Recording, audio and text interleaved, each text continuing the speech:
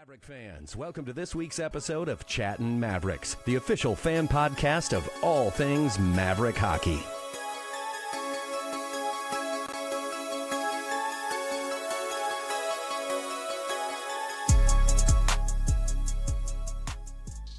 Brought to you in partnership with Pulltab Sports, this is Chattin Mavericks. Check them out at pulltabsports.com and on your favorite social media platforms at Pulltab Sports. What is up, Maverick Nation? Oh, how sweet it is to be back in the W column. Shout out to all the dads out there for the dad joke to kick things off. A huge weekend sweep of RPI. We're going to take a look at those games, look ahead to the huge Halloween home and home CCHA matchup against St. Thomas. And of course, bring on one of the young guns here of Maverick hockey. Let's check in with the guys here first. Juts, I know you probably don't have a ton new to say, but anything you want to kick off the show with before we hear about Big Bag's hockey extravaganza this weekend? No, felt weird sitting on not the student section. I know me and Cam were over there like judging the student section. We were like, oh, we wouldn't have done that, or oh, we should have done a cheer here or something.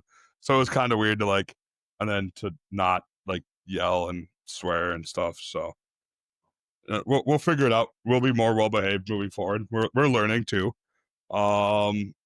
So life goes on, but it's weird not being in the student section for sure.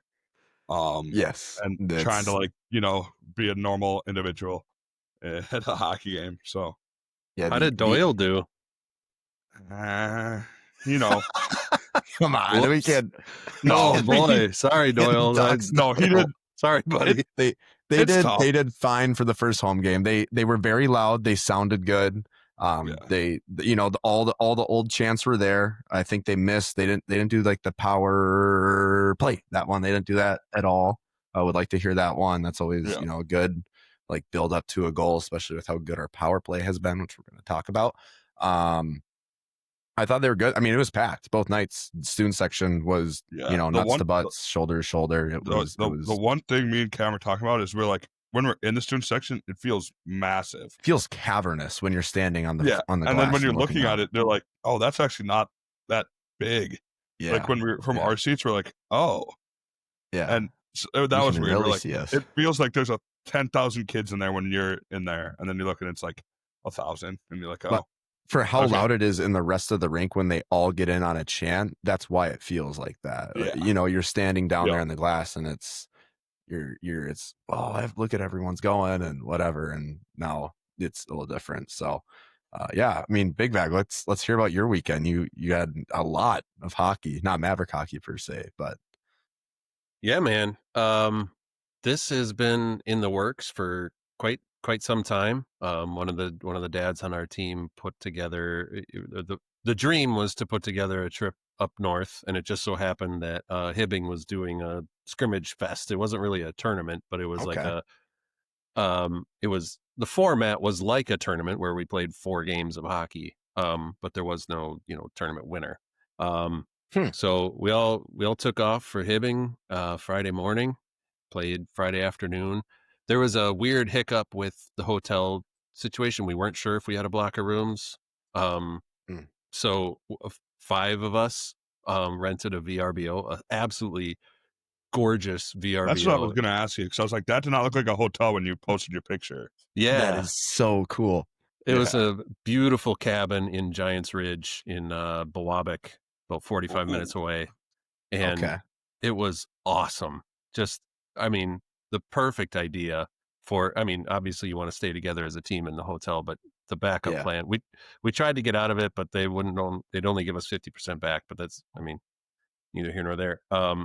So we hung out at the cabin Saturday, had another game, and then we had the whole team over. We had a game at 9 a.m. and a game at 8 p.m. And so in between, after the first game, we stopped at the Big Stick in Eveleth and hung out in Eveleth. That was sick. Yeah, we saw that. Is that where the hockey, is there a hockey hall of fame there? Yeah. Okay. I do have that. We were going to check that out, but we all just decided it'd be more fun to go back to the cabin and hang out with everybody. So we did a quick photo op at the Big Stick. And then, it must've been 35-ish people back at our cabin, just hanging out, having a good time. Had the team had a bags tournament. Parents just kind of hung out. We had a fire going. It was sick. It was so awesome. So this place was big enough for like the entire team and the families to stay at? Well, just 5 of us actually stayed there, but it was enough to have a party with 35 people. That's sick. Yeah, it was absolutely awesome. Okay. Yeah, but just 5 families actually slept there. Okay, like 35 people. That's a massive house. Oh yeah. Place. It wasn't on Tonka? Sounds huge. Might as well have been. You can rent out a guest house in Tonka and have enough people for all that. Yeah. But you said there's no, like, it was just scrimmages. There was no like defined winner or anything like that. Correct. But I mean, we got to play Hibbing, we got to play Rock Ridge, we got to play Cloquet and Northern Lakes. And it was just awesome because, I mean, unless we go to unless they show up at some tournament, we're not going to see those guys again. So it was just fun to play teams up north. And it was just a great time. Austin grabbed his first goal of the season, which he's like I've said before, he's more of a Jack McNeely type guy. So he's good for maybe 2 or 3 goals a season. So he was really happy to get his first one so early on. But boys played great. We went 2-1-1, tied Hibbing, lost to Cloquet, and then beat Rock Ridge, which was their AA team, and then beat Northern Lakes. So great weekend, but I am absolutely gassed. I got nothing left. Yeah. Be nice to get some shut eye here soon. Yeah, no kidding. I will fall asleep during the Packer game, guaranteed. Yeah, there's no way I'm staying up for the whole game today. No, like Juts alluded to, I very strange not sitting in the student section. That was the first game I've watched. I've sat elsewhere in the rink, like when they would do the games where they run out student tickets, and me and my buddies would just get the $5 tickets up, and I think they were doing that one year in like 302 or something like that. Yeah, and like all the way to the left. So I have never actually watched a full game from that side of the rink before. So that was super interesting. Friday night I had a bunch of buddies come down. So we didn't sit in the new season tickets. We sat down like in 119, and the sight line wasn't great, and there was some open seats, and we ended up moving up so we could watch a little bit better, because I never realized the ads on the back, along the bench, they're black on the back, so you can see through them. But if that's like, that was like 90% of my view was like right at the corner of the bench, so I couldn't really see like the net that we were scoring on. I was like, I kind of want to watch. So I found myself looking at the scoreboard a little bit more than I wanted to, so we moved and found some better seats. So like Jet said, we'll dial it in. Won't be as rowdy. The inner pizza man in me just wants to rile everyone up around me. Exactly. And then, and so we'll tame that for the rest of the year, unless we go over the student section that one, to make a guest appearance. Weird. But the weirdest thing for me is those are like similar to the seats that Troy would get us when he was coaching. So it feels weird to like sit over there again. Like the last time I sat over there, I was like 12, and now being this old, it feels weird. Yeah, you have like 4 college degrees since then for all the time you spent at college, so pretty much. I'm sure anybody that was at the game who was also on the bus they knew what they were getting when they saw you guys come sit down in the seats. When Juts was coming down there. Yeah, for sure. And honestly, it's a great thing that the Blue Line Club is getting younger, and vibrant, and bringing a new aspect to, the Mav fam, as it were. So there's probably some getting used to, and I'm sure we're going to have a great season. It's going to be a ton of fun. So, and it was cool, like meeting like that whole side of the rinks, like foreign to me. So just me, like running into people over there and saying hi, listen to the show. Like it was just cool meeting new people over there, because everyone goes to the same bathroom, same concession stand. So the parent section's right above us. So we got like when Murr scored, his mom was talking to Cam and was like, we're like, Mercy needs one, and then 2 minutes later he scores and she goes, "That's my baby."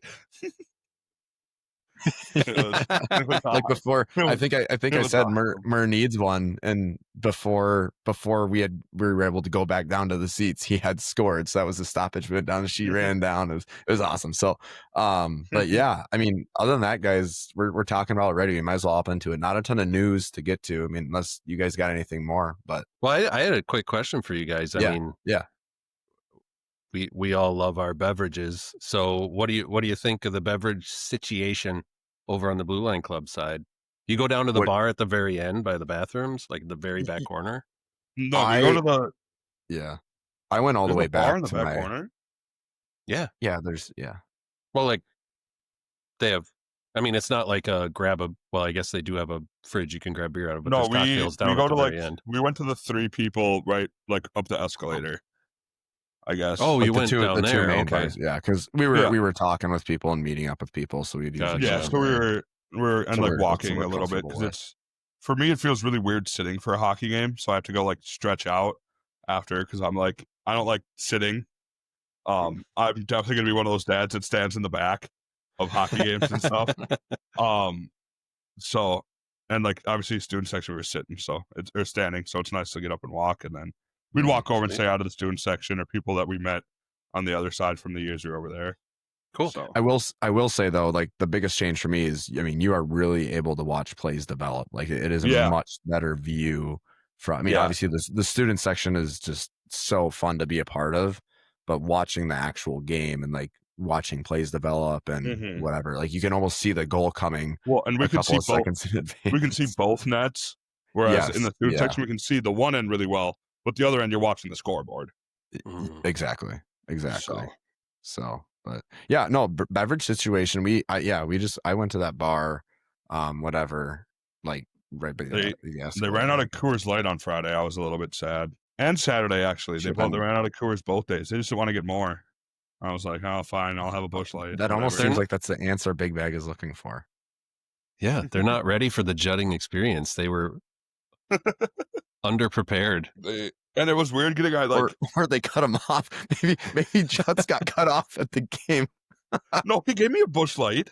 I could get a Busch Light. They just ran out of Coors Light. And I was they just know what you drink. And yeah. Anyway, I don't know. We got anything more before we start talking about this series that we've been alluding to? For me. Let's do it. It is now time for the Mankato Play It Again Sports Series recap. Shoot and score at Play It Again Sports Mankato, your locally owned sporting goods store serving southern Minnesota for over 25 years.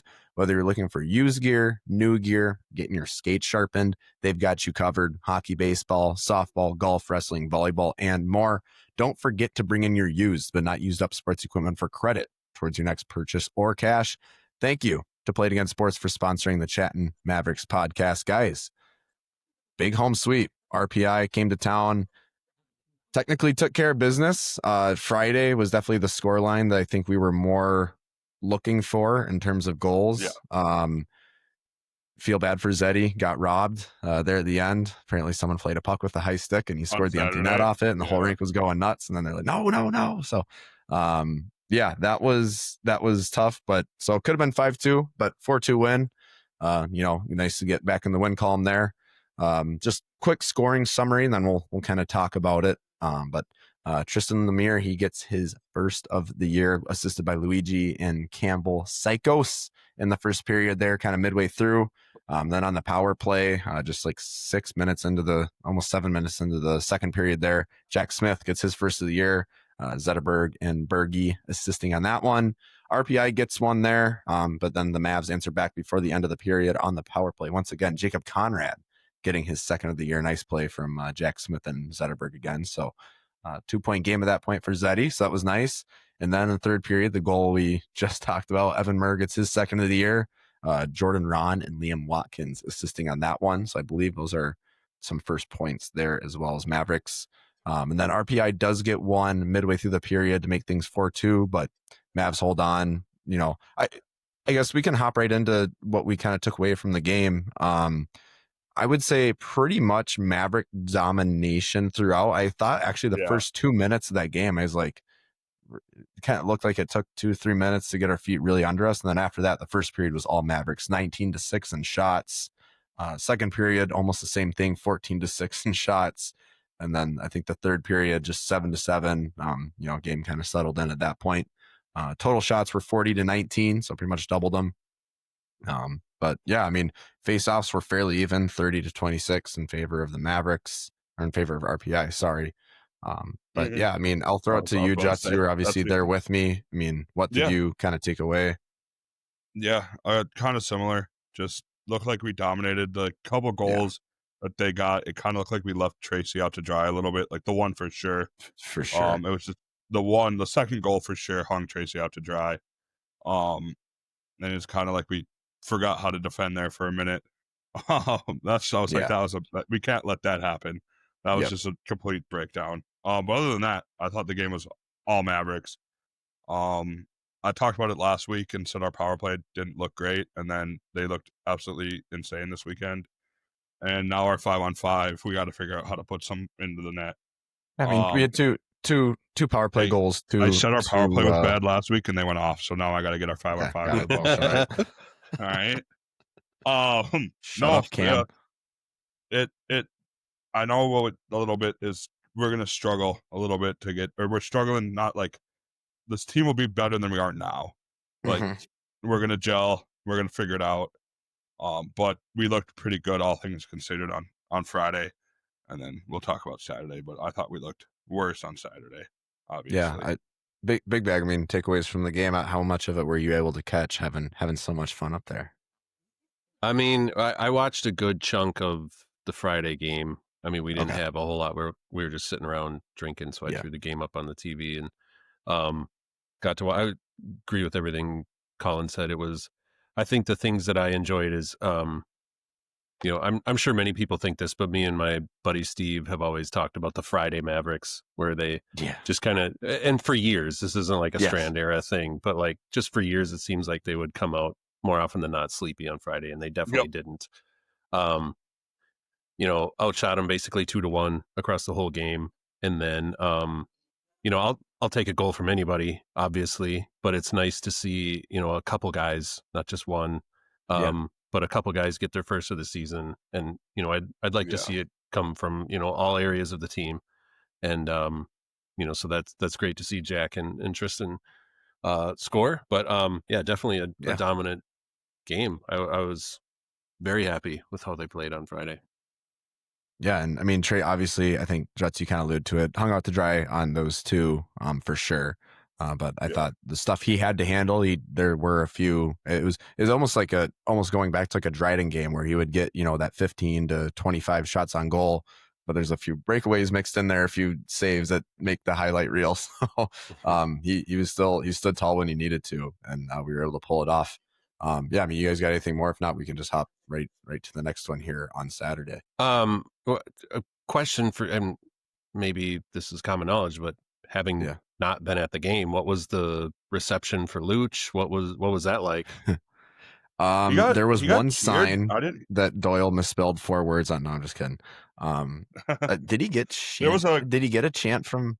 There was a couple. Like he started on Friday, and I didn't hear any boos. I heard like a lot of Luch and stuff and cheers. Nice. And then there was a bunch of little Maverick fans, like 4 or 5, like welcome back Luch signs and stuff. Yeah. Cool. Yeah, he got. Yeah, there was someone right over the tunnel on the other side there's a family there that had a Luch sign on it. So that could have been who he was alluding to, talking to when I talked to him last week. But that's awesome. Yeah. And then he gave us like after the handshake line on Saturday, a little salute. He took his glove off and like saluted me and Cam. Sick. And I love that dude. Yeah. So that was pretty cool. And then I talked to him a little bit before the game Saturday, just on like he texted me, and it was just like I was just asking him like, and then I texted him after the game that they played well on Saturday. He's like, "Thanks, dude. A lot we can take from this game, but obviously they're all not a W though." Yeah, so he's like a lot to build off, but we are ultimately 0-6. So. I was hoping he would get on the score sheet in some fashion, but still lose. Every time he'd get the puck, I'd be like, "Here it is," and Cam would go, "Shut up." I was so worried on Friday when it was 2-1, and it was, I mean, that was, or Saturday, edge of the seat. Yeah, Saturday, edge of my seat. Eating my fingernails. Like it was just nerves. And I was like, oh man, we can't do it. And I was like, I was more nervous for Luch scoring than I was. Yeah, no, we were like, crap, Luch is totally gonna score, and we're gonna get crucified. Yeah, I could just imagine like the entire, like in my head, I could just imagine the entire bench. He scores the game tying goal, and they just all look around right at me and John. Like, thanks for having him on. That would be something. But yeah. So thankfully that didn't happen. Mavericks pull it off, 2-1, 2-1 win against RPI on Saturday. I mean, obviously, I think, and we've got a couple of Twitter comments about it that we'll get to. Attendance, it was sparse. I think both crowds about 3,500 on both nights, a little bit more here on Saturday. I get it. I mean, it's RPI coming to town. It's not like it's a CCHA foe. It's not Michigan Tech. It's not St. Thomas next week. I get it. Would have been nice to see the home opener a little more rocking, but the people that were there, it was loud. Student section brought the energy. A little unorganized here and there, but they'll figure that out. I got no doubt. So, I'm alluding to a lot of X questions we have, but yeah, 2-1 win. Mavericks getting outshot by RPI 30-18 by the end of the game. We kind of got smoked. There was eight total shots at the end of the first period. Now I think at the rink at one point, I think the rink count was 5. There's 5 total shots on here. It has 5-3 at the end of the first period. So absolute snoozer of a first period. Like it was we need, hopefully they got energy drinks up there or something. But I know after me and Cam were looking at each other, we're like halfway through the game, we're like, I haven't been bored at a hockey game in a long time. And Cam's like, yeah, this is bad, dude. It was just between the blue line, like no pressure for either team. Yeah. Well, and we said it too. We're getting through the first period, and I think I said it to you, Jess. I'm like, games like this, they're not good for the better team. And I think everyone going into this game would agree that Minnesota State was the better team. Mm-hmm. And games like this are not good for the better team, because it's almost like you're playing down to their level in a way. Mm-hmm. Granted, what we just talked about with our interviewee that we will be bringing on here shortly, anyone can beat anyone on any given night in college hockey this year. We saw it all around the league. We saw it all around the league this past weekend too, which we're definitely going to talk about a little bit here. But yeah, the RPI scores at with 13 seconds left of the first period. Kind of a dagger. It really kind of sucked the life out of the rink there. But we answered back. Going on the power play, Felix gets his first of the season, first as a Maverick. Reid Morich assisting on that one with Luigi Benincasa. Really nice play on the power play, and that's all there was in the second. And then just 32 seconds into the third period, Charlie gets his third of the season already. Luigi Benincasa, another 2-point night for him, and Evan Murr assisting on that one again on the power play. So yeah, I mean, I'll throw it over to you guys. We kind of already alluded to the feel of the game, but what the biggest thing I took away is we had like a 3-on-1 with like 25 seconds left in the first. That kind of fell apart. They went down and scored, and I'm like, crap. Like that is exactly what we didn't need this game, could possibly, like, this is a big part of the game. Like they're going into the locker room with like, crap, we just had our greatest scoring chance, blew it, and then got scored on. And I was like, this could get out of hand. Luckily, we responded well. A little bit of adversity, so it's nice to see that we can handle adversity. That's the biggest thing, is just that game could have got a lot worse than. No, but you said it. Yeah, you said it best. And Strand said the exact same thing in his press conference that he was watching today. He's like, it's not the win we wanted per se, but a win's a win, and it was nice to see the guys. I think the way his almost exact words were, it was nice to see the guys win when they didn't have their A game, I guess is the way. I'm pretty sure almost word for word how he put it. Yeah. So but that game was a boring game. It's kind of like what Hastings used to say when they would win little squeakers like that. He would always say, they don't all have to be Picassos. I did see a lot of, it wasn't pretty on Twitter, so I think everyone there would pretty much agree with that sentiment. I mean, Big Bag, did you catch much of this game? Really? I tried to. It was mostly on the phone. We were trying to get to and from games, and being 45 minutes away, we couldn't quite figure out the schedule and when we were actually supposed to be there because everything was running late. But a question for you guys. One of the things I really like about the seats is you get a really good, view of the vibes after the period as they're coming back down the tunnel, and you can I never really see. thought about to even look at that really. Yeah, you can see like so much the extra stuff there. Yeah. No, not. Did you? I'm guessing Colin didn't catch anything, but I No. will say the coaching staff was furious after the first. Yeah. Okay. Okay. I did see that. Like they came out storming. Yeah. Yeah. I looked to you, Jets. I'm like, yes, Strand does not look super happy. Yeah. right now, Strand's not happy, but no, a lot of the time, like we saw him like after the game, obviously we'd like, but I'm not looking down there. I guess I was just like, oh, they're high fiving. Like, I don't think they high fived the kids after the first period. Can I have a puck? Can I have a puck? Jets missed his high five. He was super upset. Yeah. Can I have your car? Can I have a bank account? Playing like it's a throwaway game up in Rochester. Who we playing, Rammer? That's right, the Polytechnic Institute of Upper New York. We're playing Can't even pronounce their name and they're beating us right now. Ren something. Run something. Luch, get in here. RBI. Luch, pronounce it. But anyway, yeah. So no, Big Bag, you're right. They did not look super happy. So I think I'd say halfway through that second period, and the team actually tweeted it out like right as I was thinking it. So that was cool. I knew I was right, but we had a good probably 2.5-3 minutes of just solid 5-on-5 zone possession time, just running their shit, not giving them any looks, getting shots on net. And I'm like, okay, we've got our game. We're right where we need to be. Like it, and we were still down by a goal at that point. I'm like, we're gonna pull this off. It's not gonna be pretty. It's gonna be probably low scoring, but they found their feet, and against good teams, you hope you find your feet a little bit sooner than halfway through the game. They won, right? At the end of the day, sweep's a sweep. The MPI index doesn't count for goal differential, so it doesn't really matter. It would have been nice to put up a nice 5-6 slot each night, but just like last year, I don't think that's how this team is going to win games. I think we're going to win 2-1 games like we did last year. Tracy was unbelievable, even more so on Saturday, and we're just going to win games defensively. I think that's nothing new, and I think that's kind of what we expected going in. It's nice, like you said, Big Bag. It's nice to see different names getting goals. I think it's going to be a widespread effort throughout the lineup of getting. Yeah, I get offense. That's different than last year, where like a lot of the same guys scored all of our goals, and if they weren't on, we lost. Yeah. So it's nice. It's nice to see variety, and that like our fourth line can go score, our third line, and so on. Our second line, I really like with Zeddy and those guys. Our second line is really starting to come to their own. I think we're definitely figuring out. We're figuring out our line combinations and who can go where. I know. And who were we talking to last night? Where he's like, we're gonna be really deep. Was it Larry's dad at Mavericks? Where he was talking to us about how our team, because we were talking about how like there's a fair amount of kids that are in the lineup right now for whatever reason.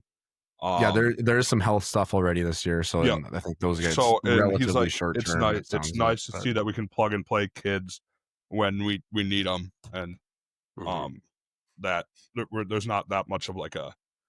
I don't remember exactly what he said. I don't want to get him in trouble or anything, but it was like we have just basically good depth on this team, and he's like, that's going to be great going forward. And it's unfortunate, but nice to figure it out this early in the year.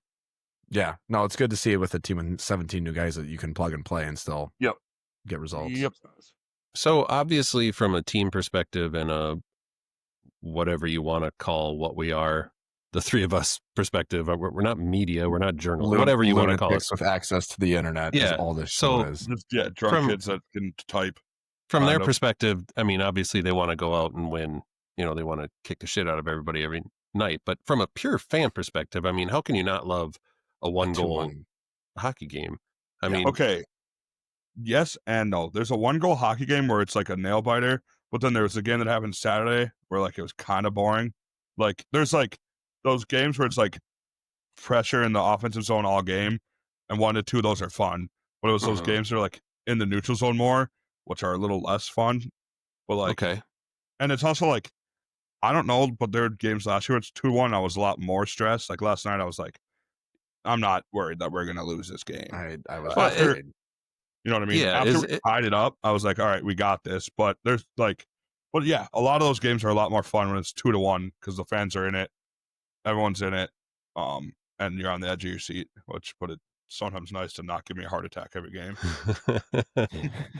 Yeah, I mean, obviously, it's hard to get super amped up for RPI just because there's no like history and no bad blood there. But I mean, you win a 2-1 game against Michigan Tech or St. Thomas in January, Exactly. You're going to lose your mind. Like that would be fun to watch. Like I want to, as a purely from a fan perspective, like I'll take those one goal games all season long. And another cool thing too, that I think was able to happen for RPI was Perry, who does a lot of the work for the CCHA, on the media side of things. He does a CCHA show.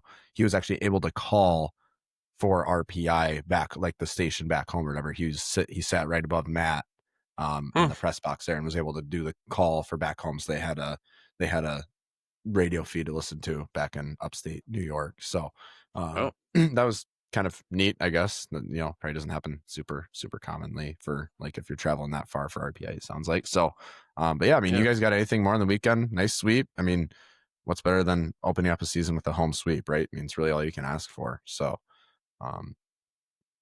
we can hop over to the scoreboard, looking around the CCHA, because it was the first CCHA weekend of action. This year, though, the out-of-town scoreboard is going to be called the Captain's Patch Out-of-Town Scoreboard. Captain's Patch is joining the show once again, as we alluded to in our bonus episode last week. They're going to hook us up with a couple brews, and we're pumped to have them back on the show. So you'll be hearing a lot more from them throughout the season. With that said, looking around the CCHA, Bowling Green beating Lake State 4-1 on Friday. Michigan Tech over Ferris 5-1. Northern Michigan, now we're out of conference for this one. Northern Michigan falling to Michigan State 4-0. No surprise there. Sorry, Northern. Final OT, Bemidji State over Augustana 1-0. So Judd's not looking great for the Bemidji number 9. They're still finishing ninth. This is a fluke weekend. All right, fluke weekend. Obviously, we just talked about the Mavericks game against RPI 4-2, and St. Thomas technically goes down as a 2-2 final OT tie. I believe they won the shootout. Was a shootout. They won the shootout 2-0. Yep, won the shootout. Went over number 15 Providence. So and it looked like Lucas was back. So they're gonna was Wallen back? Okay. It looked like it. I think he got one of those shootout winners. I could be completely wrong, but I'm pretty sure I saw that he was back. So maybe I can check their roster when we do the preview. But Saturday, Lake State, Bowling Green over Lake State, 3-2. And then going down here, Michigan Tech Huskies 4-2 over Ferris State. Ferris State kind of sort of hanging with some of the better teams that we would have thought they wouldn't have. Northern Michigan scores 2 goals against Michigan State, but Michigan State scores 6, so it doesn't really matter. Bemidji State over Augustana 3-2. So Beavers sweep Augustana to open up their fluke weekend, according to Juts here. So that was interesting. It's probably the most interesting score out of the CCHA teams that we're playing this weekend. And then obviously we talked about Mankato versus RPI 2-1, and then St. Thomas falling to Providence 4-7. I'm assuming there were some empty netters in there. I think it was kind of like there's some empty seats too. Yeah, a lot of empty seats at that one. A lot of emptiness at that game. Yeah, I mean, I was pretty surprised. I mean, as bad as our arena was pretty bad too. So, it was unnecessary. We had more at our game. We did it. We had 4,000 at our game, and our rink looked like that, and they had probably under 1,500 at their game. The rink looked like I tweeted about that, and I had shown people in my comments saying it was sold out. People just left after the tie. So I commented on the video. That was on Friday. The Friday game was sold out. The Saturday game, there's no one there. Empty. Yeah. Empty. Yeah. But even then, it didn't look full in the Friday game. Yeah, I mean, and their student section was packed both nights, similar to ours. But I mean, I would have thought that St. Thomas, with all the hype that they were getting preseason, they're going up against someone who's nationally ranked 15. Like, there's no reason that place was not packed to the gills both nights. Yep. So I don't know if there's something else going on campus. I don't know if there was a super important finance meeting that everyone that goes to St. Thomas had to be at. I don't know. But I mean, it's big debate matchup with I can't even name another school that would be in their arena, but huge debate. Lucas was back, Cam. I'm looking at okay. Sweet. Lucas correspondent voting on the case. They say he's their best player, and they burying him on the fourth line. Well, he's probably hurt. I'm assuming he's playing sheltered minutes would be my guess. I mean, he's coming back from an injury. So okay. The big thing from that game, or maybe he's bad now. I don't know. They went up 4-1 and lost 7-4. Okay. Yeah, that can't happen. I guess I wouldn't go to that game either then. So maybe St. Thomas fans are justified in their no show there. But yeah, I mean, I know there's a lot of upsets around the entire Omaha. I think they technically lost in overtime on Friday, and then they were able to pull off the upset on Saturday. So that's gonna bid well for our pairwise stuff. Who were they playing? Was it UMass or BC? UMass. Yep. UMass. So they're able to upset. I think UMass was. I think they're top 10 somewhere in there. So they went to overtime on Friday. I think I thought I saw that on the scoreboard at the rink, but maybe that's wrong. Maybe they just lost. I'll double check. CHN looks like they might have got an empty netter. Got it. Third. No, maybe I was just looking at something completely different. CHN also has it that we beat Wisconsin 2-1 in overtime. So okay, yeah, good job, Mike. I always take this stuff with a grain of salt. It was 5-4, but they didn't say it's a regulation. Yeah, it was okay. Got it. Okay, yeah. So, but I mean, nonetheless, getting the just straight out win on Saturday is going to be nice for our MPI standings now. But yeah, there's upsets all over. Dude, the Gophers, holy shit. What's going on up there? What by UMD? Whoops. I mean, UMD might be sick again, but UMD might be sick, but on home ice. I didn't realize we just said the same thing. No, it's we can rinse and repeat. It's the Gophers lose. I mean, that was, and then North Dakota, I think they split with Clarkson. They lost night one. I think they came back night two. That was nuts. Our good friend Adam Isley's team lost to Sacred Heart. Oof. Yeah, Friday was bonkers. Yeah, just a Robert Morris.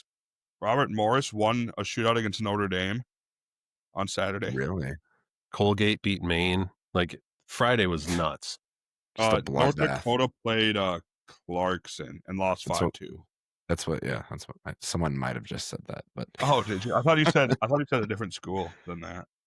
I'm pretty sure I said Clarkson, but maybe I didn't. Rewind the tape. Miami still on the Shank.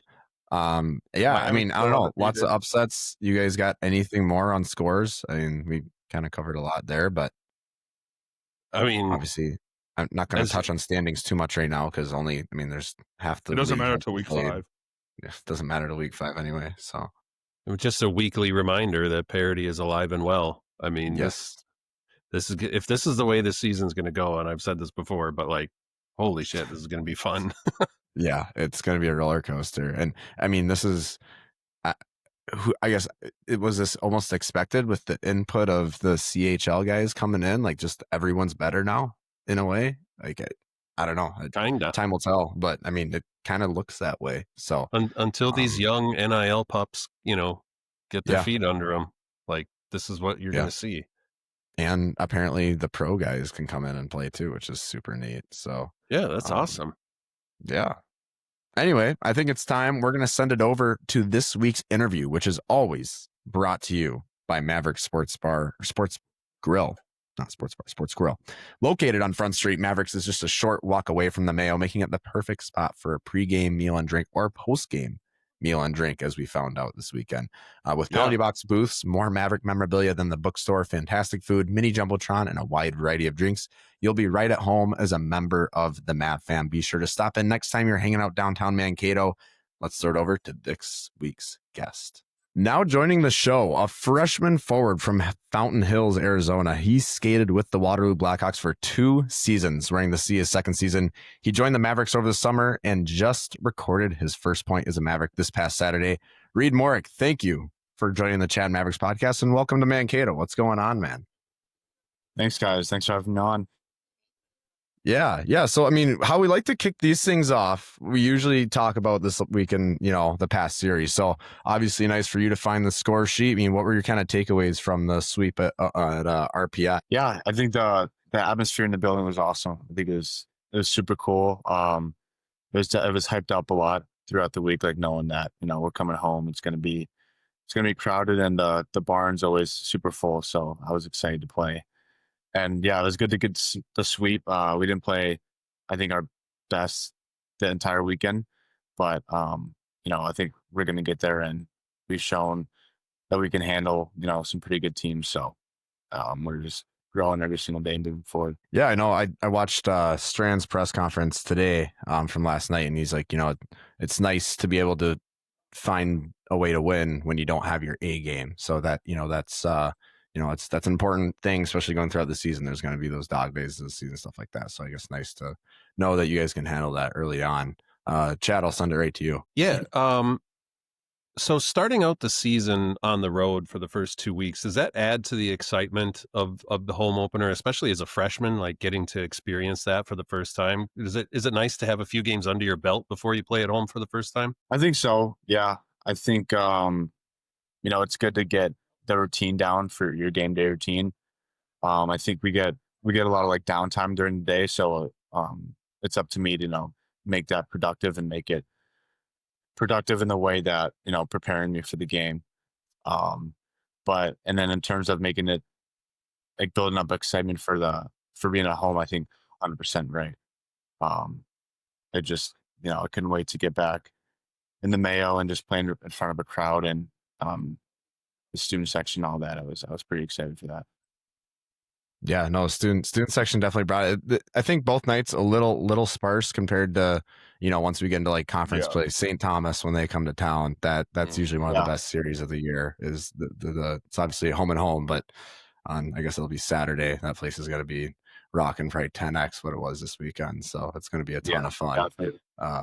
Juts, I'll throw it right to you. Yeah. So obviously you're new to Mankato. What made you lean towards Mankato? What made you choose this over, I'm assuming, many other options that you had? So I committed here, I think it would have been like 4 years ago. So right before I went to Waterloo. And I wanted a coaching staff behind my back going into a junior training camp. I wasn't certainly going to make the team. And I think having a coaching staff behind me is good. And especially the guys here at Minnesota State, they're unreal. Everybody knows them. I never heard something bad about any of the coaches that were on staff here. And the other thing was Strand recruited me. And I think that's a big thing, like the head coach, wanting you on your team. And, it's certainly not bad when the assistant coach is recruiting you, because usually he's the, you can call it the general manager or whatever. But yeah, I think that was a big thing. And, seeing that he valued me a lot over 2 years, and it wasn't always pretty in Waterloo. And when I first got to juniors, like it was a slow start for me, and they stuck with me. And, that was huge to see that they had my back through everything. Yeah. So you kind of just hinted at it there, but so obviously you mentioned before Waterloo, you grew up in Arizona. I mean, what is playing hockey like out there, and how do you even get on the radar of a program in Minnesota at some point? I mean, that's a pretty crazy geography stretch there, if you will. Yeah. So I've been all over, actually. So I grew up in Chicago. Oh, so I grew okay. up in Gotcha. So just from Arizona. Yeah. I moved to Arizona when I was 14. So going into high school, my parents moved out there. And then, so I played there for 3 years. So 14s, 15s, 16s, and then 18s, I moved to Pittsburgh, and I billeted in Pittsburgh to play for Penn's Elite. And then after that, I went to Waterloo. But no, I mean, the Junior Coyotes, I think it's a great program. I think they're going to take a pretty big hit with the Coyotes, the actual Coyotes leaving. But no, they are awesome. Like there's a lot of retired NHLers that move there, and like their kids will play, and then they'll be coaches and stuff. Like Dallas Drake, Mike Sullivan. I'm gonna forget a lot, but there's a lot of guys out there, and they're super good to have. Yeah, that's actually another one of my questions. I mean, were you a pretty big Yotes fan when you were out there? It's kind of a bummer they're not there anymore, but yeah, I honestly not really. Like they were always. They weren't very good, and so that definitely has something to do with it. And like the rink location was just terrible. It's like it's one highway, 40 minutes out, and just traffic, and there's nothing out there. But no, I'm a Hawks through and through. Okay, yeah, that makes sense. I kind of like Utah now. They're a fun team to watch. I like some of those players, but yeah, no, the hot start for them. Yeah, no, they're doing pretty well. The games outside the TV right now, they're fun to watch. Chat, I'll throw it right to you. Well, just going back to your upbringing, I didn't know you grew up in Chicago and then moved out to Arizona when you were, did you say 14? So obviously grew up playing hockey. When you find out you're moving to Arizona, are you guys serious? I'm a hockey player. Like, what was your mindset like when you were told you're moving to Arizona? Were you a little nervous about what was going to happen? Actually, I get that a lot. But the reason we moved mainly was because my older brother, he's a 2001 birth year, he's 24. He plays hockey as well, and he moved out there when he was 16. He billeted, so he went to high school, played for the Coyotes. And my parents, we were just done with Chicago, just too much stuff going on. And they're super outdoorsy, so they loved. Before they had my brother, they were camping everywhere, and they just loved being outside. So it was just a perfect transition. So obviously, back to your point, like we knew there was hockey out there, we knew the coaches, and they kind of guaranteed me a spot on the AAA team. So it was everything kind of lined up perfectly. Yeah, that a lot of my questions are Arizona related, so we're gonna have to scramble here a little. I mean, ask me if you like. Yeah. Thanks, Elite Prospects. But no kidding.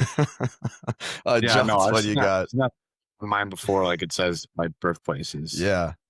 Yeah. When I guess that's one question about. It's like obviously you do your intro. Do you get to kind of pick, like, you say your name and you're from here or whatever? Do you get to like kind of pick what city you most like identify that you're from? Is that kind of how that works for like the team intros? Yeah. And during the games this weekend, it said Scottsdale, which like now. So another long story, but like when we first moved to Arizona, we moved to Scottsdale. We were renting a house there, and then now last year my parents bought a house like the town over in Fountain Hills. So like technically from Fountain Hills, but Scottsdale is the same thing. What do you got, Juts?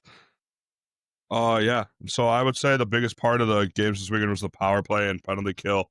How much you guys work on that, and like why is it going? I guess why is it rolling so well right now? Yeah, I think I would say we work on both 2 times a week. I'd say we'll do live PK, and then we'll do live power play stuff Tuesday, Wednesday. But yeah, we work on it 20 minutes a day, and like if it's not going well, we're just gonna keep going until it is going well. Like there's no just say, okay, you guys get 10 minutes, like figure it out. But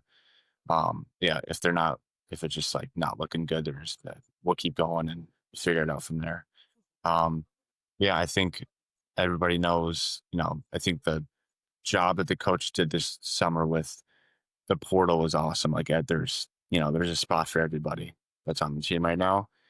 And I think that they filled the roster, pretty much perfectly. And the power play is great. There's guys that know their role, and guys that execute it pretty well. So we obviously saw this weekend. Yeah, I mean, take us through that play. Your first point, obviously, Felix Scavers gets the goal there on the power play. Just kind of a beautiful set play by you guys. But you get the assist. So does Luigi. I mean, what were you kind of seeing on that play? And I mean, do you remember much? A lot of times we ask these questions, our guys are like, "Yeah, I blacked out. I couldn't tell you. You got to watch the game tape." But that's the case I think I probably would say that if it was like even strength play. But when it's a power play, like you're always kind of thinking of like in terms of set play. and like what you see on pre-scout. So they were kind of in like a diamond on a PK, and that is either going to be the bumper was going to be open or the back door is going to be open. So I was always, whenever Luigi has it on the right side, I'm always shoulder checking and seeing, is field going to be open or is Larry going to be open? And I think if I get it to either of them on the tape, it's going. Yeah, no, I mean, it was fun to watch. The power play is absolutely buzzing to start the season. So it's been just poetic out there. It's insane. Chad, you got one?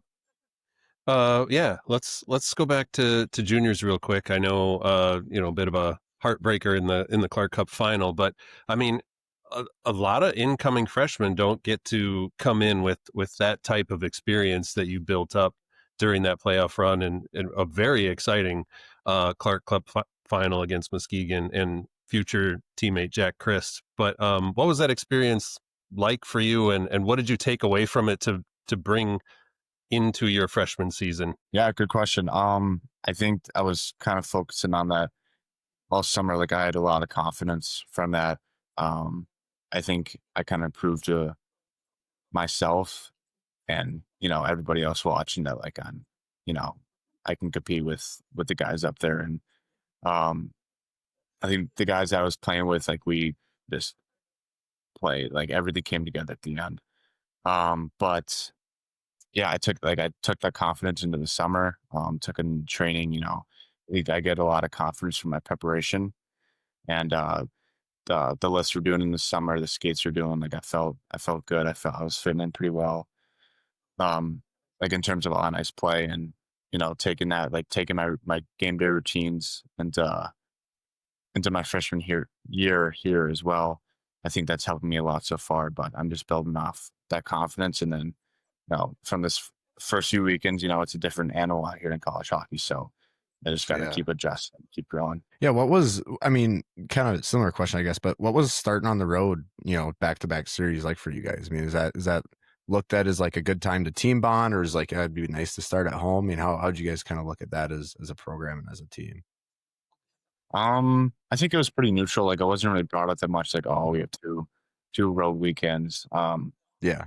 So I'd say it was pretty neutral. The only thing, like we mentioned before, like it just builds the excitement to come back home. Yeah. But I think the other thing we can talk, like the point that Strand would make is like being a road warrior. Like, it's hard to win 2 games in a row. And obviously we didn't do that. Neither Omaha nor Wisconsin, but like we knew going into the weekend, like it's not going to be easy. It's not going to be given to us. And I think battling through that with a group of guys that to start of the year, that's pretty big. Are you guys kind of looking around at scores around the NCAA and not just the CCHA? Because I mean, the parity this year, even this weekend, was just even more of it. But the parity around the entire league this year has just been insane. I mean, anybody can beat anyone on every night. I mean, is that something you guys look at a lot or not really? I mean, obviously you guys are playing when they are, but. Yeah, no, 100%. I think guys are always like, even after the games in the locker room, like guys would be like, I mean, I don't know what happened off the top of my head. Quinnipiac lost to someone. I know that was brought up. Yeah. But yeah, there's stuff brought up all the time. Like people are checking scores, rankings, obviously a big thing moving down the stretch into March and April. So yeah, that's brought up a lot.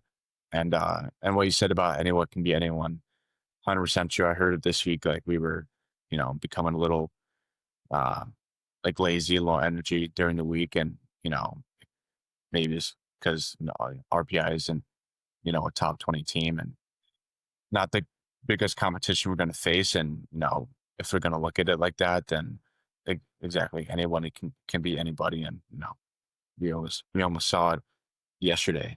So thank God we didn't. But I think that's a big thing. Like we can go into any place and beat them for playing our game, vice versa. For not playing our game, then we're going to get punched enough. Absolutely. Yeah, it goes both ways. Juts, what do you got? Yeah, so we're gonna hit them with the question I hit everybody. What's a game day look like for you? What are your superstitions? What do you have to do? What does Reid do to get ready for a game? Let's see. So I don't know. Honestly, I try not to be like super. superstitious, but just a little some things. Yeah, just a little. But no, some things stay the same. Like I kind of have the same breakfast. Like I have a waffle maker, so I'll make a protein waffle, some eggs, some sausage. And then get to the rink, like it's different here, and I only got 2 cracks at it this weekend. But like we go to number 4 super nice restaurant for a meal, and then I'll come home. I just like to surround myself with hockey, so I'll just watch hockey, watch Insta of like players I like and players I want to play like. Basically like McDavid and Jack Hughes and stuff. No, I'm just kidding. You guys learn. But I'll just watch film or whatever, watch my film from the previous games, and just watch whatever game's on. Hopefully it's a Saturday, there's some afternoon games on. And then take a power nap, take a quick 20-minute nap, and not that big of a sleeper. If I wake up from a nap, I won't be up the rest of the day. So I keep it pretty simple, and we'll get to the rink, and then just do a lot of visualizing and rolling out the normal stuff. Yeah, absolutely. So, I mean, away from the rink and away from school, I mean, what are you kind of doing in your free time? You a golf guy? What are you, pickleball? I mean, what's the go-to? I like pickleball a lot. A lot of guys are getting easy they don't want to pickleball with me anymore in the season. But I like pickleball a lot. Honestly, not like a ton of free time. I'm finding out, but I mean, I can't complain. I'm at the rink. It's great facility, so there's nowhere I'd rather be. Yeah, no, absolutely. Chad, what do you got? I just want to go back to juniors one more time. I mean, couldn't tell you what your relationship is like with Easton Houston, but coming into Mankato with a teammate that you've played with the season before, I mean, does that kind of help you ease into the season? Does it kind of, I mean, how do you approach that? Yeah, he was. I would say we weren't super tight in Waterloo. He came towards the end of the year, like he got traded. Oh, okay. So we were that tight, but no, obviously, like when I first got here, like I'm pretty shy around people. I don't know, so I'll kind of put myself in a little bubble and choose a few guys. So he was definitely one of them. But sure. But no, the guys here, like the leaders and the captains that are named now, like they were awesome with making guys feel comfortable, accepting everybody, and even the guys that are transferring in, like everybody's standing on eggshells, but it was pretty easy to get acclimated and feel comfortable with everybody. But now me and Hugh, like he's probably one of my tightest guys on the team, so we're pretty good friends now. Yeah, awesome. What's your go-to pump-up song? What do you maybe on the car on the way there right before you go out? I mean, what's the go-to? Unless it's classified, but Power by Kanye, and then Let It Rock, Kevin Rudolph. Bangers. Yeah. Bangers. That'll do it. Yeah. That'll do it. Juts, go for it. You got one more here? Nah. I got nothing really. I got one that I'll go to then. So, obviously you're coming into Mankato. Mankato has a reputation for a few things here and there, whether it's on ice or off ice or whatever. I mean, did you kind of know about the town? Did you know anything about the program? Obviously, you've been talking to him for a few years, but I mean, has it surprised you in any way? Has it not surprised you? Pretty much what you were expecting? I think what surprised me the most was the community aspect of it. I think it's like, I'll throw it back to juniors again, but like Waterloo was we were super interactive with fans and stuff, and I think that that makes it like that much more special. When you're skating around and warm ups to see kids that you saw like, a few days ago just at the grocery store or whatever, and we're your heroes, you're their heroes. But yeah, like that community aspect of it, we do so much community outreach. Today we were out putting up lights in Sibley Park for 3 hours. We're always meeting with fans and doing stuff like that. So I think that it makes it super special, especially in like it's a bigger town than Waterloo, and obviously there's a school that's huge. But I think the community is a big part of it here. Yeah, no, absolutely. It's fun. It's fun for everyone. So, Chad, you got one to send us home on here? Sure. So your parents are still out in Arizona? Is Correct. that right? Yeah. Are they gonna get out to see you in the Cactus Cup, or do they? And I guess the second part of it is, do they get up to Mankato, or have plans to get up to Mankato much this season? Yeah, they had just left today. They were here this weekend. Oh, cool. It was basically like parents weekend, like everybody's parents were here for senior night. Sure. And then we all went to Maverick Sports Grill after the game yesterday. So it was fun to meet everybody. Sweet. Shout out Shelly. Yeah, Shelly. Yeah, we were Yes, there. yeah. No, they make it out a lot. Like last year, my brother, he was at the University of Dubuque, which is only an hour and a half from Waterloo.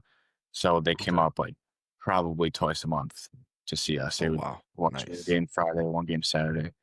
Yeah, so I'm very, very fortunate for that. They'll come here, take me shopping, put on their tab. So basically, I starve for like a week, and then they come back, and I'm fine. But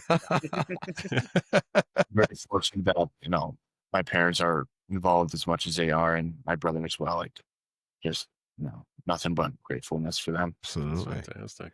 Well, I mean, that's pretty much all we got for you, Reid. Thanks for hopping on. Is there anything you want to ask us, or anything you want to say to all four of our listeners here? I don't think so. I like you guys' setup, Knuckles and Cam, but Judge, I think you got some work to do, man. It's a dirty bedroom. We don't need to see any more of it. Yeah, keep the cam out. Yeah. No, I got my dog sitting right there, and he doesn't need to be on camera. He'd be moving around too much. You think I move around too much? He moves around way more than I do. That's funny. So how often you guys record episodes? Every week now. So over the summer, obviously, is pretty sparse. But now we're rolling. So it's weekly now. So obviously when there's like maybe a break here and there or whatever, we'll take that week off as well. But yeah, it's pretty much every Sunday. So it's nice. A grind now, but it's a ton of fun. It's awesome to chat with you guys, and it's always fun walking down around. Yeah, it's always fun walking around Mankato. Yeah, no, I actually listened to a couple last year, like before coming in. I think it was over the summer. Oh, sweet. I forgot who I listened to, but I figured I might as well see who these weirdos are. But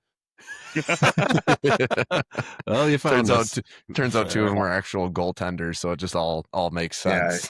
Yeah, just my boy I'm listening to right now. Oh shit. Oh man. Well, Reid, we can't thank you enough for hopping on the show. I think that's pretty much all we got for you. We'll be at both games. We're actually going to be dressing up as the Letterkenny cast. We're breaking that right now on the show. We're going to be dressing up as the Letterkenny cast at the St. Thomas game. So we'll be up there on Halloween. We'll be back down here the next night. So I'll be looking out for you guys then. We were keeping that tight-lipped, but okay. We'll be right behind your bench. Yeah, really bleep it out. We'll be right behind your bench. You won't be able to miss us. If I look at you guys, I might start laughing a little too much. That's funny. Awesome, man. Well, thank you, and have a good week, and we'll see you this weekend down at the couple rinks we'll be at. Yeah, of course. No, thanks for having me on. Appreciate you guys. Take care. All right, we're back, Maverick fans. That was Reid Morich.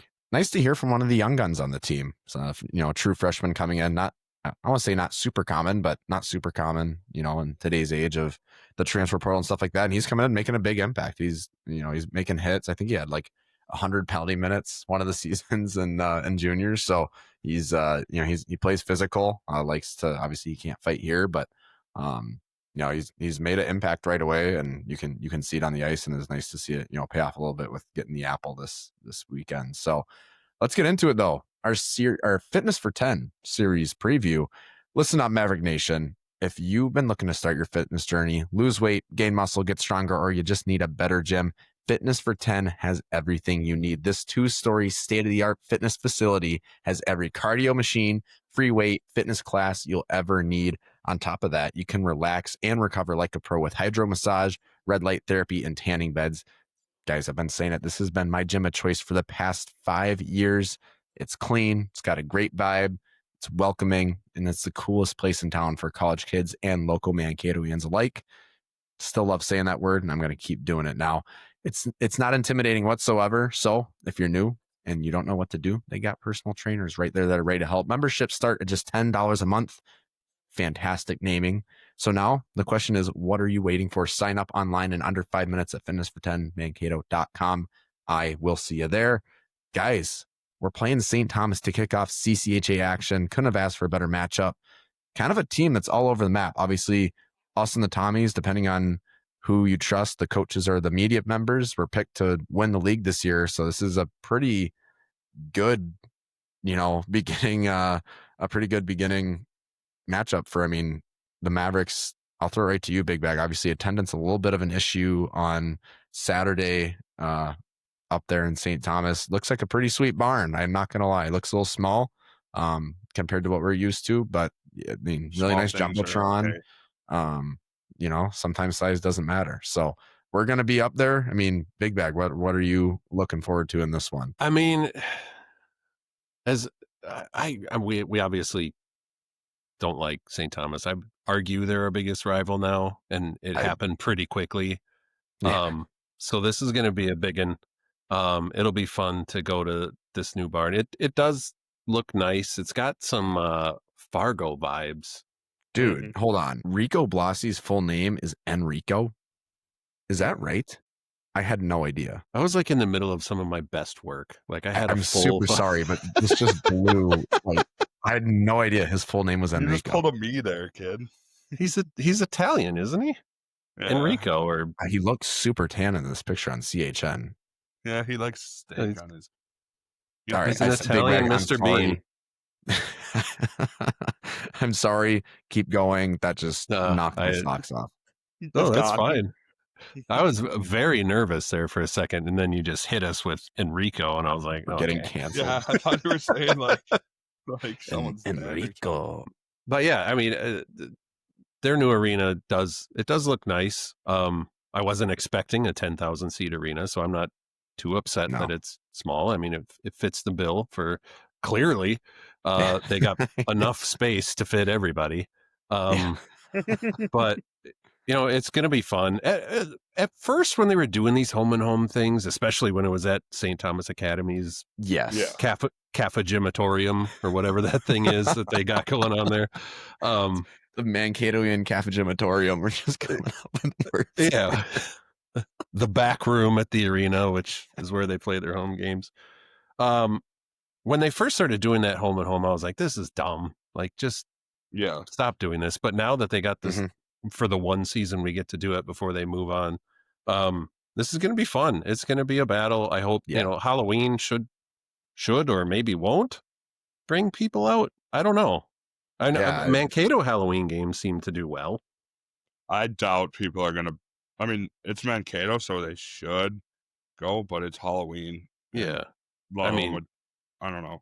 Well, if they're not showing up for the ribbon cutting, I guess they're probably not going to be there for the Halloween game, but we'll see. I hope the vibes, are incredible. We'll be there. I hope there are more Maverick fans there on Friday. Oh, that'd be awesome. St. Thomas fans. That would be, we know that there's going to be Maverick fans there, just being in the cities, being close to Mankato. I really, really hope that that's the case and we can fill that nice new barn up. No beer, apparently, in the lower bowl is what's been rumored. So that's going to be a little tough, but maybe Trotter's parents will let us up into the club. Yeah, level we get and have a couple well. brewskis. I hope he just doesn't call us derogatory slurs this time. Holy. I'm just consider that a win if I don't get called slurs. So that'd be cool. Well, I thought you were going to do it. No, I would never. Last episode ever. No. If so, I'd just be quoting Mr. Trotter. So it's okay. He said it. But yeah, looking at their schedule quickly here, they start off their season against St. Cloud, just a non-conference game. They beat them 4-3. And then after that, 2 losses to North Dakota, 2-6 and 2-5. Obviously, one of those was at the X. And then they beat Air Force 11-2. And then they lose to Air Force 2-6. And then they tie Providence 2-2 in overtime. And then they lose to Providence 4-7 at one point in that game. Like Big Bag said, they had the lead 4-1. So for a team that was picked to win the CCHA, kind of an odd start, I guess you could say. People could also look at our 2 ties and say the same thing. I think if you were at those games, you would pretty much agree that we are just as good as anyone. And like, again, the parity in college hockey this year, I mean, we very much so belong in the top 16 of this, crazy college hockey thing, and if not higher. So, but I mean, these guys have not proved to me that they're worthy of being ranked at all. That being said, they are a dangerous team. They can play, they can play good. They've, North Dakota, you would have liked to see them win at least one of those, just in terms of MPI for the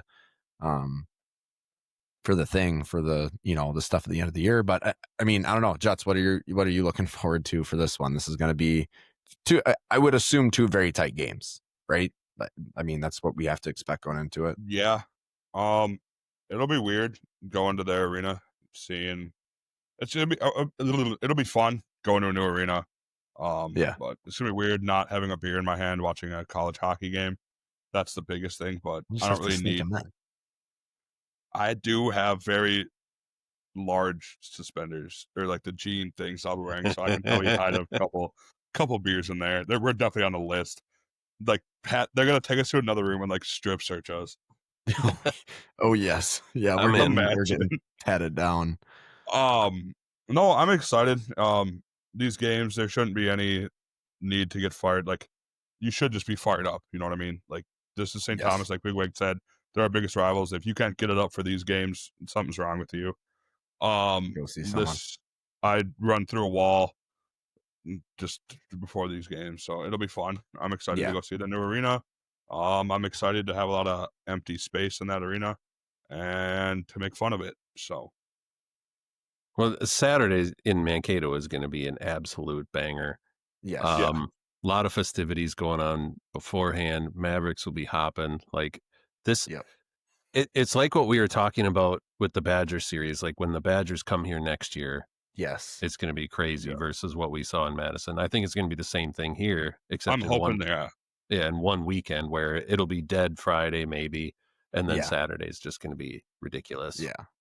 No, I really hope Mav Fam pops out at the Lee and Penny Anderson Arena up there. The Penny Pincher Arena. It's gonna be sweet. I mean, the place does look unbelievable. Jokes aside, very well done. They put a ton of money into it. The Jumbotron right in the middle looks huge. Yeah, it'll be interesting to see like parking and if there's bars nearby and all that stuff. Yeah, sure. And it's gonna be nice to not go to a high school arena. It's gonna be that's a win by itself. Don't have to bundle up as much on this one. I don't know. You guys got any more? I mean, maybe we could get to some predictions here. I mean, technically this is 1 versus 2 in the CCHA going into the season. Anytime you see that as a sports guy, you kind of have to expect a split, right? Like that's kind of the tone going into it. I think if the Mavericks, like we've seen, if the Mavericks can get on their power play and get that going and get in St. Thomas's head early, I think that's really going to play to our advantage. I'm not worried about per se their goaltending. I mean, look at their season. No, I don't even hasn't proved. Trotter's been kind of benched, I think. Yeah, so it's been weird. They don't have a number 1 goalie yet, which is crazy because they kind of screwed Cybele over with Trotter, and now they got this mammoth draft pick who they like seem to be pretty high on. So it'll be interesting. But I think he started the game and put up 7, so we'll see. Yeah, who's in that. It'll be interesting to see. Musser. Yeah. It'll be interesting to see if Daddy's little man that slings slurs at me will be playing or not. So we're gonna be hearing about this for a while. Obviously, Wallen is the guy to keep an eye on, especially with this injury. Like he kind of lights the candle for them. Otherwise, there's this Gaffney guy from Harvard that has come in and just been insane for them to start. Brad Barry's son too is on that team now. I don't know if you guys saw that. I didn't see that. Yeah. He's pretty good from what I've been hearing. That's right. I saw something on Twitter. Somebody took a picture of him wearing St. Thomas stuff at the game against North Dakota. Against North Dakota. And everyone was mad. They're like, well, all the comments like, 1, we fired him. 2, his son's on the other team. Why would he be wearing green? It makes perfect sense, but it's just funny to see. That is pretty funny. It didn't take long. Yeah. But I mean, it all kind of, as far as St. Thomas is concerned, I mean, it all kind of hinges on Wallen and what he's able to do if he's back, if he's 100%, if he's not. who's going to step up, because you can see that their recruits that are starting to come in are like, they're starting to get the big time guys, and it's just a matter of who's gonna show up next. Yeah, no, absolutely. It's gonna be super interesting. I think the last thing I'll say on it, going into it, I think defensively we're gonna have the better team. I think they've had games where they've scored 11 goals, and they've had games where they've scored 2 goals. So it's kind of which offensive St. Thomas are you gonna see?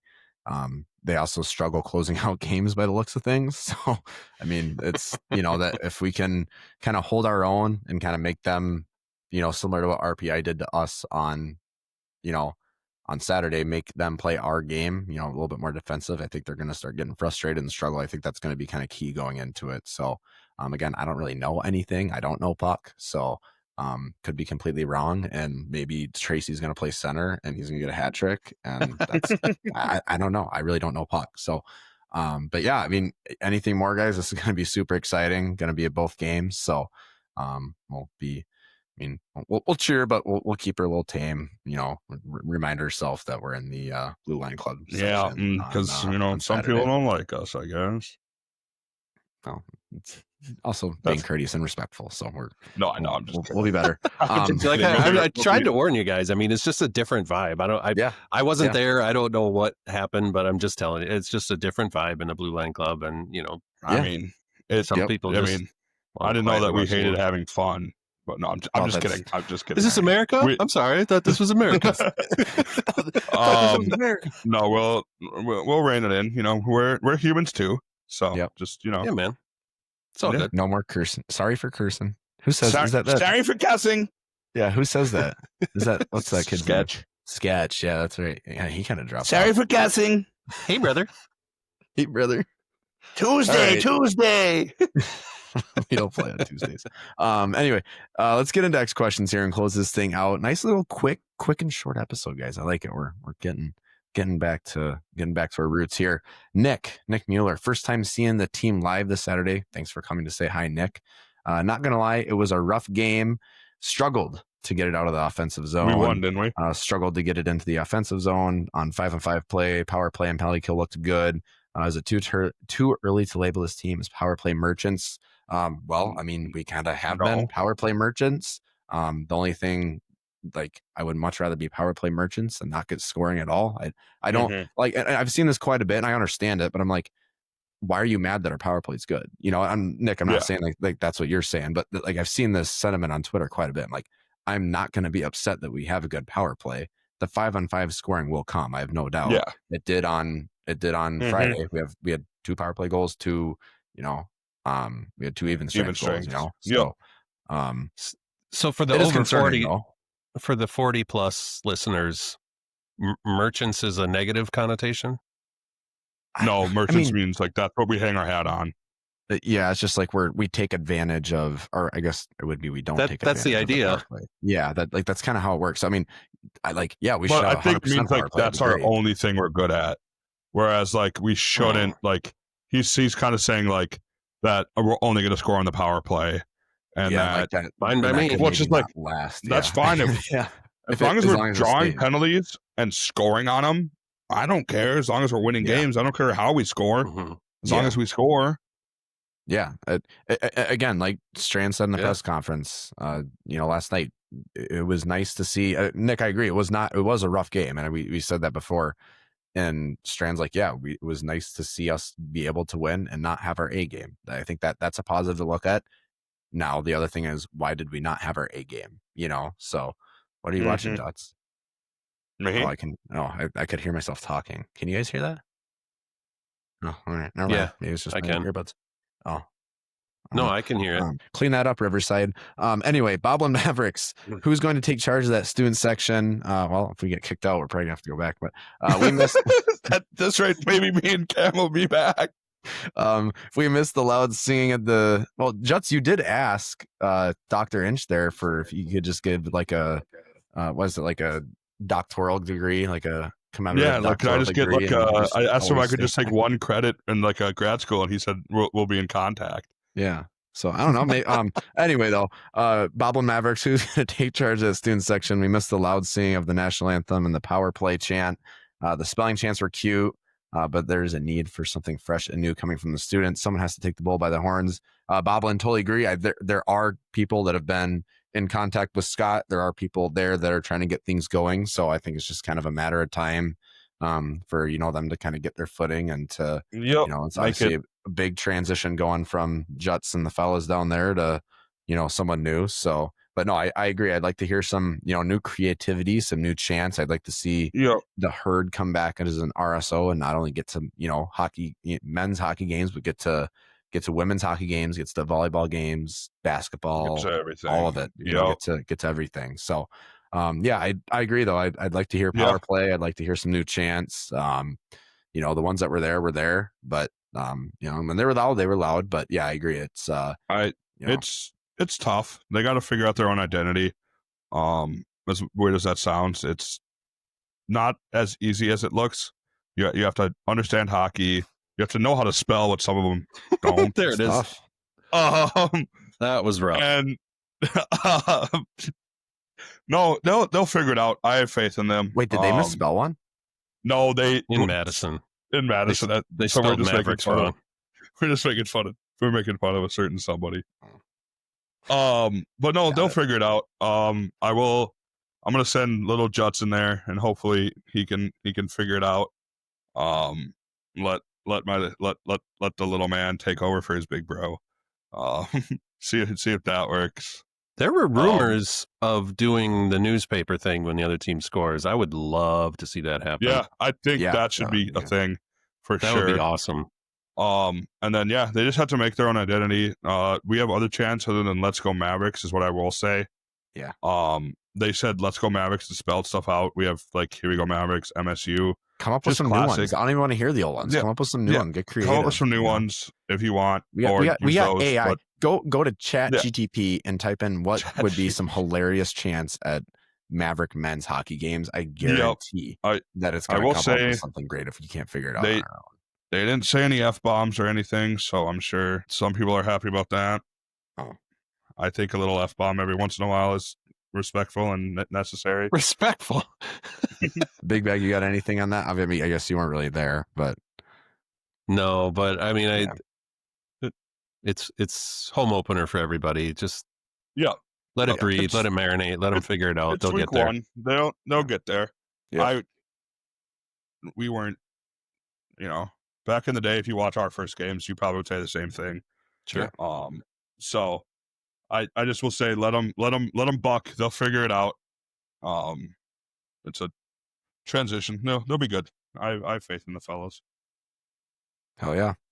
We got a comment from what looks to be a St. Thomas burner account that has 26 followers and is following 74 people. Georgie F. Johnson. He said not a very good weekend. Could be a rough season if we continue to see some of the trends from this weekend. Thanks for coming, George. Check your own chin. I don't know if you're talking about York because you guys didn't have a good weekend. And this also could be a bot. No one showed up, and you have a brand new stadium. So I'd watch your own bobber before you come watching ours. I will say I don't know if they're like trying to get on our good side so we don't ream them when we come up with 2 wins this next weekend. But like Tommy's Twitter has been the nicest to me over the past 2 weeks than they've ever been before. Like Greece has been nice to me. Like even when Greece and I got like a little bit of me. Like I had a guy like he said like good luck this weekend or something. I was like, this is what happened? This isn't. Yeah. I feel like they're just trying to lull us into a false sense of security, and then they're going to jump us when we walk into the building. Are we going to get murdered at the penny pincher on Halloween? Get murdered in the parking lot. If there's no Chattin Mavericks episode next week, we were all murdered in the parking lot of the penny pincher arena. Check Tommy's Twitter. One of them probably did it, and then had her maid bury the bodies. Yeah, they had to pour one little bit under of center ice as a sacrificial lamb. Down in the basement. We're buried under that concrete, so the rink's not completely done yet. Nick Mueller doubling up on questions here. That's okay. We're not gonna, that's fine. Thoughts on the crowd? I didn't sit where I normally sit. I was in the back corner of the arena, just away from everyone. But the atmosphere just wasn't like it was last season. Student section got into it. after the first goal, but we can't have the Tommies come into town and walk all over us. Yeah, Nick, I agree. I'm not worried about the St. Thomas series, though. No. I mean, it's RPI coming to town. Like, other than Luch's return, I mean, I couldn't. It was a tough series to get up for. And granted, I hate saying that, and I just obviously, trust me, I want that building to be 5,100, whatever capacity is every night. The whole town's there, whatever. That being said, games like that. Look at the North Dakota home opener it was North Dakota home opener last year. Well, I mean, a better example would be Merrimack. Yeah.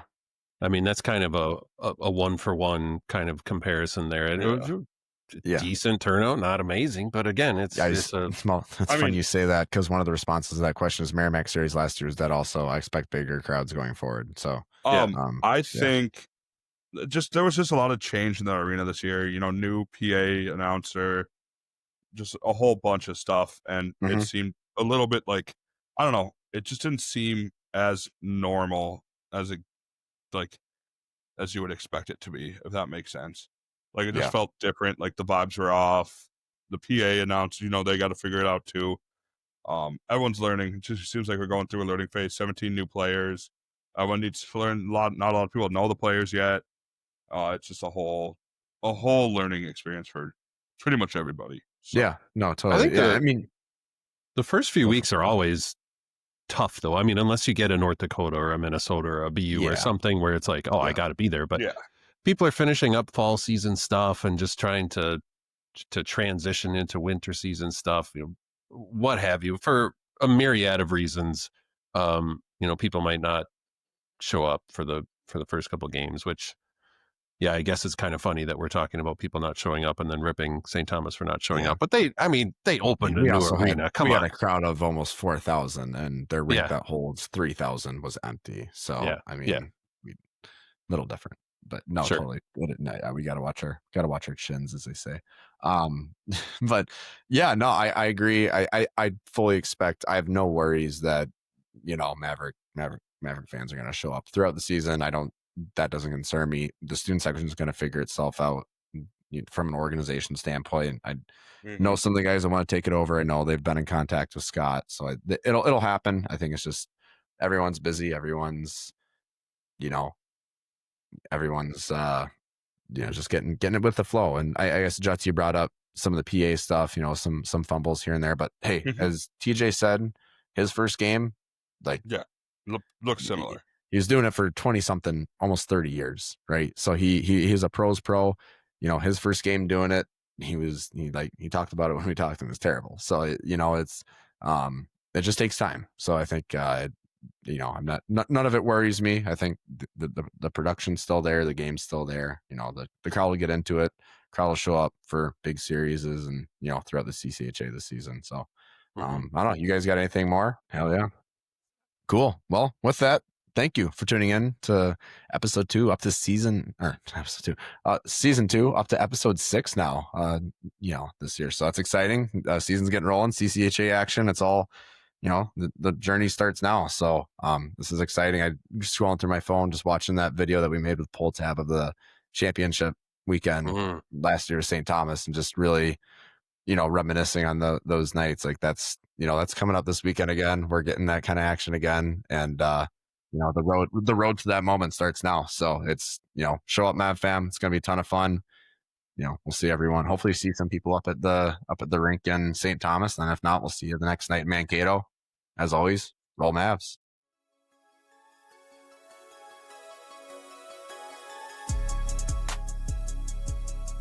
Thank you for tuning in to the Chattin Mavericks podcast. Please be sure to leave a review, subscribe, and share. Roll Mavs.